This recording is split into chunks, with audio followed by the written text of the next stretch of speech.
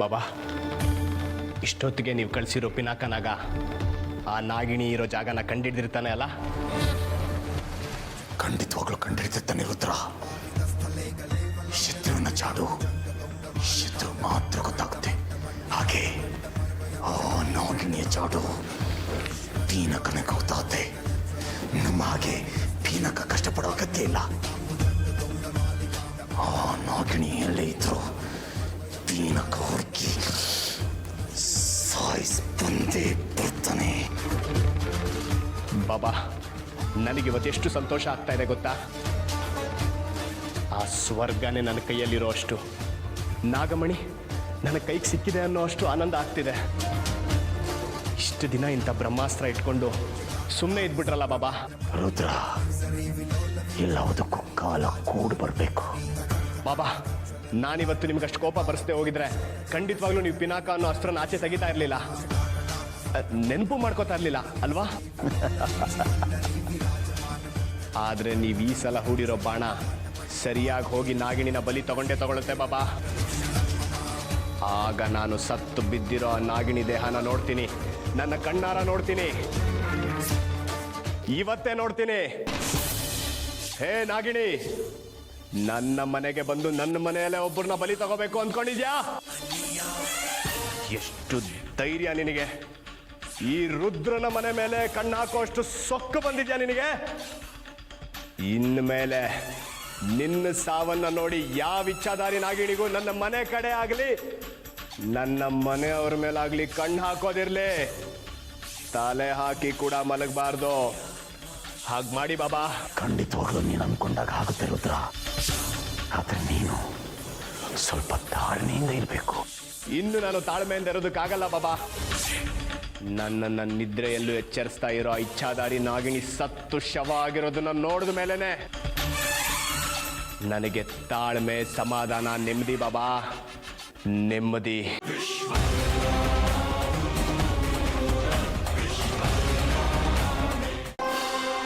ವಿಕ್ರಮ್, ಸರೋಜ, ಬಾಗಿಲು ತೆಗೀರಿ. ವಿಕ್ರಮ್, ಸರೋಜ ಎದ್ದೇಳಿ, ಬೇಗ ಬಾಗಿಲು ತೆಗೀರಿ. ವಿಕ್ರಮ್, ಮನೇಲಿ ಅನಾಹುತ ಆಗೋಗ್ಬಿಡುತ್ತೆ, ಬೇಗ ಬಾಗಿಲು ತೆಗೀರಿ.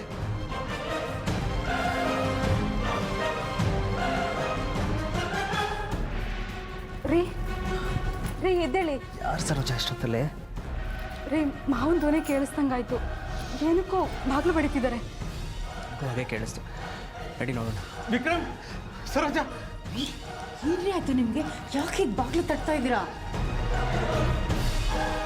ಅಲ್ಲ ಕಣೆ, ಅಲ್ಲಿ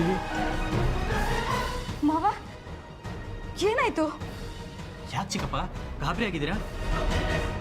ಅಲ್ಲಪ್ಪ ವಿಕ್ರಮ್, ಅದು ಮನೇಲಿ ಅಲ್ಲಿ ಹಾವು, ಅಲ್ಲಿ ಅಲ್ಲಿ ಹಾವು. ನೋಡೋಣ ನಡಿ ನಡಿ.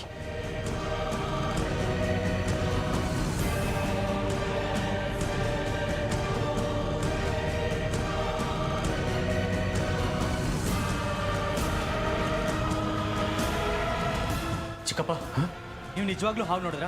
ಹಾವು ನಮ್ಮನೆ ಒಳಗಡೆ ಬಂತು ವಿಕ್ರಮ್. ಅಂತ ಇಂಥ ಹಾವಲ್ಲ, ದೊಡ್ಡ ಹಾವು. ಅದೇನೋ ಅನಕೊಂಡ ಅಂತಾರಲ್ಲ ಆ ಥರ ತುಂಬ ತುಂಬ ದೊಡ್ಡ ಹಾವು. ವಿಚಿತ್ರ ಅಂದರೆ ಅಂಥ ಹಾವನ್ನ ನೋಡೇ ಇಲ್ಲ ಇದುವರೆಗೂ. ಆಮೇಲೆ ಅದು ಎಷ್ಟೇ ಕಪ್ಪಿದ್ರೂ ಕತ್ಲಲ್ಲಿ ಫಳಫಳ ಅಂತ ಮಿಂಚುಳ ಥರ ಹೊಳಿತಾ ಇತ್ತು. ರೀ ಏನು ಹೇಳ್ತಾ ಇದ್ದೀರಾ ನೀವು? ನೀವು ಹೇಳ್ತಾರೋ ಹಾಗೆ ಹಾವಿರೋದಕ್ಕೆ ಸಾಧ್ಯನೇ ಇಲ್ಲ. ಸುಮ್ಮನೆ ಏನೇನೋ ಬಡಬಡಿಸ್ಬೇಡಿ.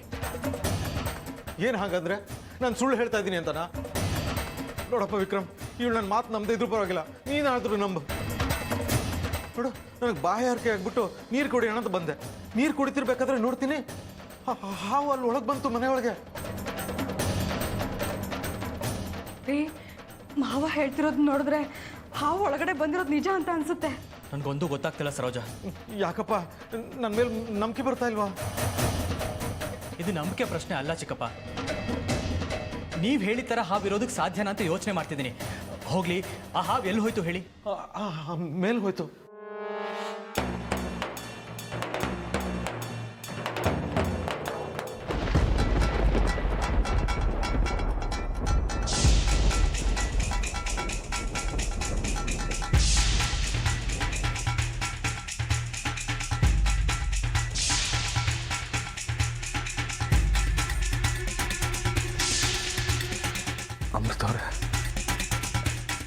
ಅಮೃತವ್ರೆ ನಿಮಗೇನೋ ಆಗ್ತಾ ಇದೆ, ಹುಷಾರು. ನಿಮ್ಗೇನೋ ತೊಂದರೆ ಆಗ್ತಿದೆ ಅಂತ ಅನ್ನಿಸ್ತದೆ ನನಗೆ.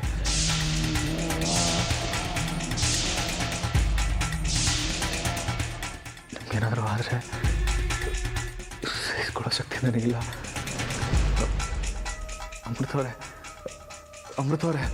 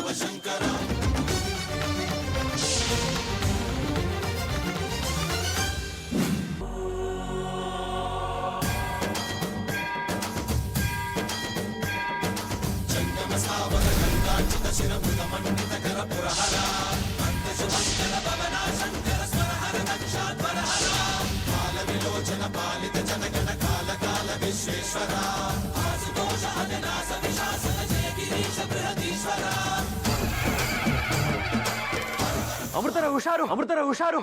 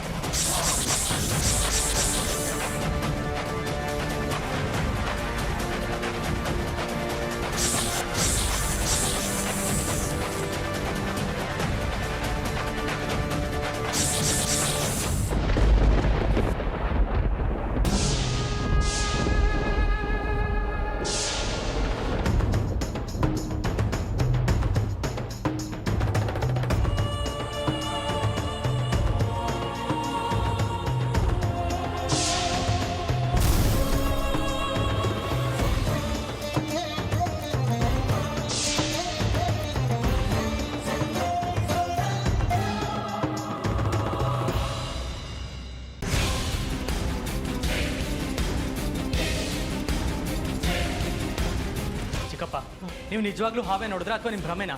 ಅಯ್ಯೋ ಭ್ರಮೆ ಅಲ್ಲ ವಿಕ್ರಮ್, ನಿಜವಾಗ್ಲೂ ನೋಡಿದೆ, ಅದು ಈ ಕಡೆನೇ ಬಂತು. ಎಲ್ಲೂ ಕಾಣಿಸ್ತಿಲ್ವಲ್ಲ ಚಿಕ್ಕಪ್ಪ? ಅಯ್ಯೋ ಅಲ್ಲಿದೆ, ಅಲ್ಲಿದೆ. ಹುಷಾರು ವಿಕ್ರಮ್.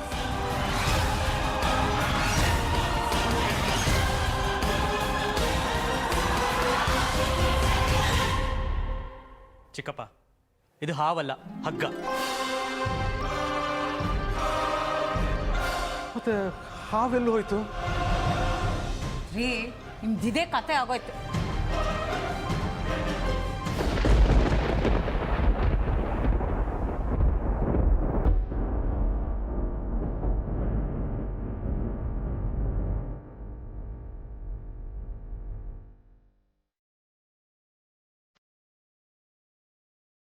ಶೇಷ, ನೀನೇನಿಲ್ಲಿ? ಅದು ಈ ಸಮಯದಲ್ಲಿ ನಾನು ಬರಬೇಕಾಗಿರೋ ಸನ್ನಿವೇಶ ಬಂತು, ಅದಕ್ಕೆ ಬಂದೆ. ಬರಬೇಕಾದ ಸನ್ನಿವೇಶನ? ಏನದು? ನಿನ್ನ ಪ್ರಾಣ ರಕ್ಷಣೆಗೆ.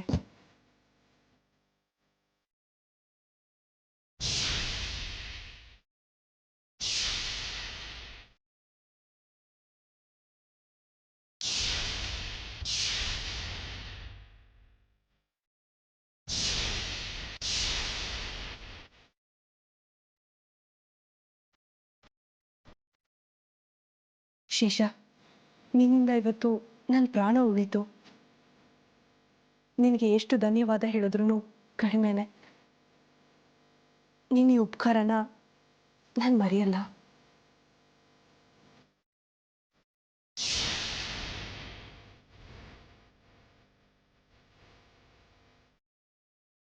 ಏನಾಯ್ತು ಅಮೃತ ಅವರೇ? ಏನಾಯ್ತು ನಿಮಗೆ? ನಿಮ್ಗೇನೋ ಆದಾಗ ಕನ್ಸ್ಬಿತ್ತು ನನಗೆ. ಯಾವತ್ತೂ ಈ ಥರ ಕನ್ಸ್ಬಿದ್ದಿರಲಿಲ್ಲ. ಇವತ್ತು ಯಾಕೆ ಹೀಗೆ ಬಿತ್ತು? ಆದರೆ ನಿಮ್ಗೇನಾದರೂ ತೊಂದರೆ ಆಯಿತಾ? ಛೇ, ಫೋನ್ ಮಾಡಿ ಕೇಳೋಣ ಅಂದರೆ ನಿಮ್ಮ ಫೋನ್ ನಂಬರೂ ಇಲ್ಲ. ಲ್ಯಾಂಡ್ಲೈನಿಗೆ ಮಾಡಿದ್ರೆ ಸುಮ್ಮನೆ ಡೌಟ್ ಪಡ್ತಾರೆ. ರೀ ಅಮೃತ ಅವರೇ, ನಿಮ್ಗೇನಾದರೂ ಆದರೆ ನಾನು ಬದುಕಿರಲ್ಲ. ನೀವು ನನಗೆ ಬೇಕು. ನೀವಿಲ್ಲದೆ ನಾನಿಲ್ಲ ರೀ.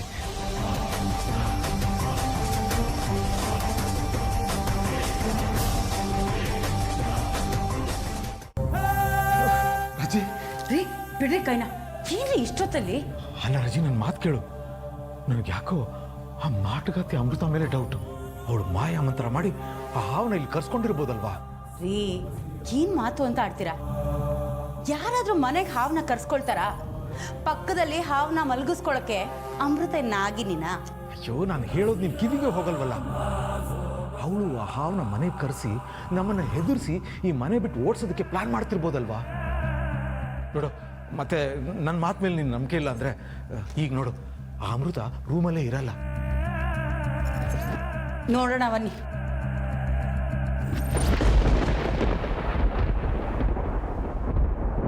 ಅಮೃತ, ಯಾಕಮ್ಮ ಹೀಗೆ ಕೂತಿದ್ಯಾ? ನಿದ್ದೆ ಬಂದಿಲ್ವೇನಮ್ಮ?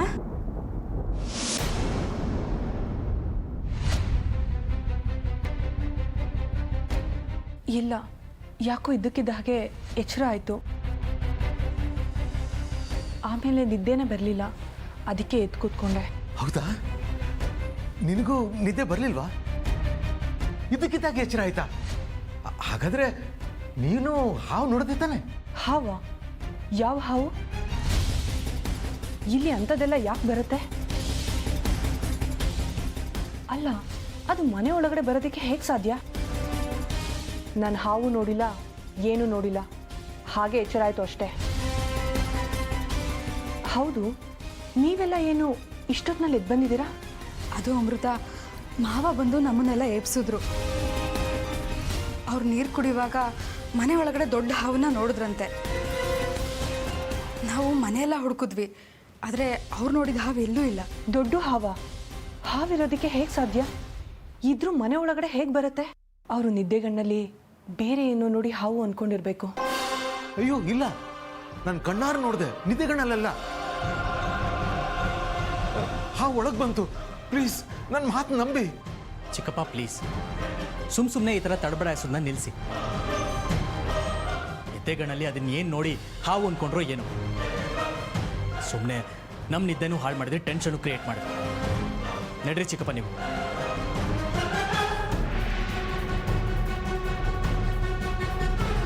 ಅಮೃತ ನೀ ಮಲ್ಕೊಳಮ್ಮ. ಸರೋಜಾ ಬಾ.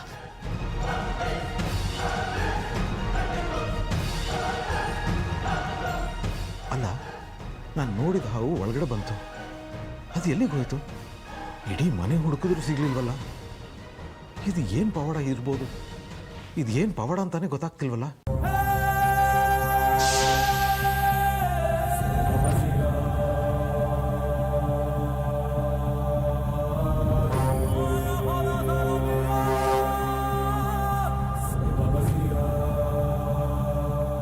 ರೀ, ನಿಮ್ಗೊಂಚೂರು ಮಾನ ಮರ್ಯಾದೆ ಅನ್ನೋದಿಲ್ವಾ?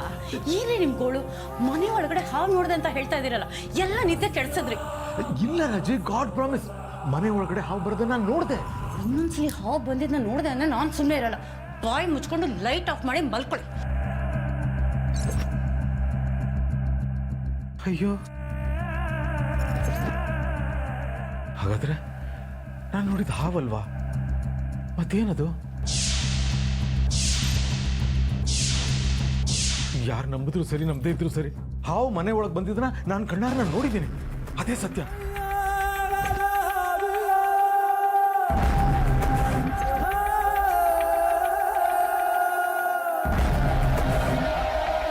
ರೀ, ಇನ್ನು ಏನು ಯೋಚನೆ ಮಾಡ್ತಾ ಇದ್ದೀರಾ? ಅದು ಆ ಹಾವು ಮಂಚದ ಕೆಳಗಡೆ ಏನಾದ್ರೂ ಬಂದಿದ್ಯಾ ಅಂತ ನೋಡ್ತಾ ಇದ್ದೀನಿ. ಹಾವು ಇಲ್ಲ, ಪಾವು ಇಲ್ಲ, ಎಲ್ಲ ನಿಮ್ ಭ್ರಮೆ. ಬಾಯಿ ಮುಚ್ಕೊಂಡು ಬಂದು ಮಲ್ಕೊಳ್ಳಿ. ಇಲ್ಲ ರಾಜಿ, ನಾನು ನೋಡಿದೆ. ಹಾವು ಮನೆ ಒಳಗೆ ಬಂದಿದ್ದನ್ನ ನನ್ನ ಕಣ್ಣಾರ ನೋಡಿದ್ದೀನಿ. ವಿಕ್ರಮ್ ಸರೋಜಾ ಇಬ್ರು ನನ್ನ ಮಾತು ನಂಬ್ತಾ ಇಲ್ಲ, ನೀನಾದ್ರೂ ನಂಬೆ. ಆಯ್ತು, ನಂಬ್ತೀನಿ. ನೀವು ಹಾವನ್ನ ನೋಡಿದ್ದೀರಾ. ನಂಗೆ ನಿದ್ದೆ ಬರ್ತಾ ಇದೆ, ಸುಮ್ಮನೆ ಅದನ್ನ ಕೆಡಿಸ್ಬೇಡಿ.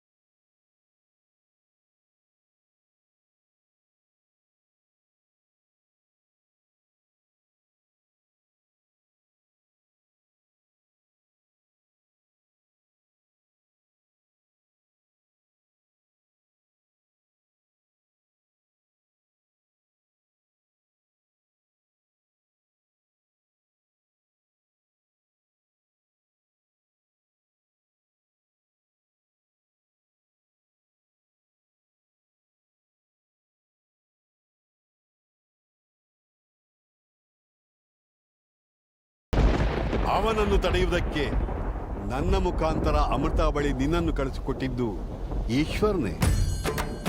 ಶೇಷ, ನಾನು ಈಶ್ವರನ ಆಜ್ಞೆಯನ್ನ ಪಾಲಿಸ್ತಾ ಇದ್ದೀನಿ, ನೀನು ನಿನ್ನ ಕರ್ತವ್ಯವನ್ನು ಮಾಡ್ತಾ ಇದ್ದೀಯ. ಪಾಪ ಅಮಾಯಕಳಾದ ಅಮೃತ ತನಗಾದ ಅನ್ಯಾಯದ ವಿರುದ್ಧ ಹೋರಾಟ ಮಾಡ್ತಿದ್ದಾಳೆ. ಈ ಹೋರಾಟದಲ್ಲಿ ದುಷ್ಟರ ಶಿಷ್ಟರ ಕಾಳಗ ಸಹಜ. ಆದರೆ ಕೊನೆಗೆ ಗೆಲ್ಲೋದು ನ್ಯಾಯ ಮಾತ್ರ, ಸತ್ಯ ಮಾತ್ರ. ಇದನ್ನೇ ತಾನೇ ಭಗವದ್ಗೀತೆಯಲ್ಲಿ ಶ್ರೀಕೃಷ್ಣ ಹೇಳಿದ್ದು. ಅದೆಲ್ಲ ಸರಿ, ಆದ್ರೆ ಈ ಹೋರಾಟದಲ್ಲಿ ಅಮೃತಗೇನಾದ್ರೂ ಆದ್ರೆ? ಆತಂಕ ಬೇಡ ಶೇಷ, ಅಮೃತಗೆ ಏನೂ ಆಗೋಲ್ಲ. ಆದರೆ ಕಾಲ ಮುಂದೆ ಯಾವ ರೀತಿ ಆಟ ಆಡುತ್ತೆ ಅಂತ ಹೇಳೋಕ್ಕಾಗೋಲ್ಲ. ಶೇಷ, ಮುಂದೆಯೂ ನಿನ್ನಿಂದ ಬಹಳ ಕೆಲಸ ಆಗುವುದಿದೆ. ನಿನಗೆ ಒಳ್ಳೆಯದಾಗಲಿ. ಹೋಗಿ ಬಾ.